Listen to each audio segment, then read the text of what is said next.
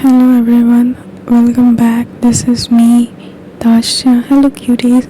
So आज मैं आपको जो स्टोरी बताऊंगी उसको उस पर आपको बिलीव नहीं होगा. Trust me, the lore is insane. You will think that I just completely made up the story, but that's not the case. This story is 100% true. So basically क्या हुआ था कि एक थी woman, she must be in her 30s. उसका नाम था रिदा. तो वो हमारे मतलब घर के पास रहने आई थी.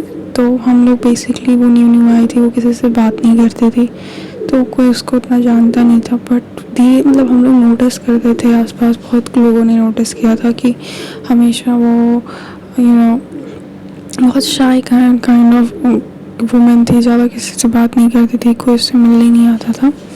एंड उसके साथ क्या हुआ था एक्चुअली कि वो डाइवोर्सी थी. तो उसका डाइवोर्स हो चुका था उसके हस्बैंड के साथ, और वो किसी दूसरे सिटी में पहले रहती थी. बट डाइवोर्स के बाद वो हमारी सिटी में रहने आ गई थी. तो यहाँ उसको उसके ऑफिस के एक कॉलीग से प्यार हो गया था.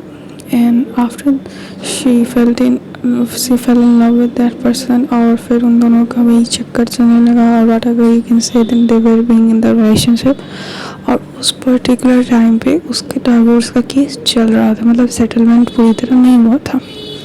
और उसने क्या किया था रिदा ने, उसने ऐसा मतलब कोर्ट में बोला था कि मतलब she is not a working woman. Basically she wanted alimony from the husband.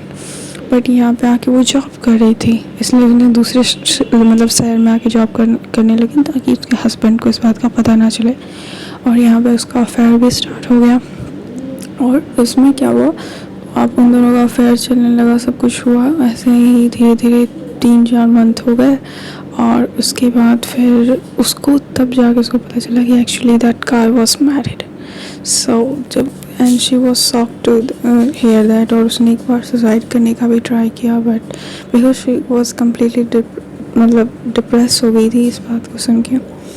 But then फिर उसके बाद उसको पता चला कि उसको बच्चे भी हैं. और उसके बाद उसने she tried to break up with him, but वो नहीं माना, और उसके बाद उसको ब्लैकमेल करने लगा. सो आगे की story I will tell you in the next part. So bye for now.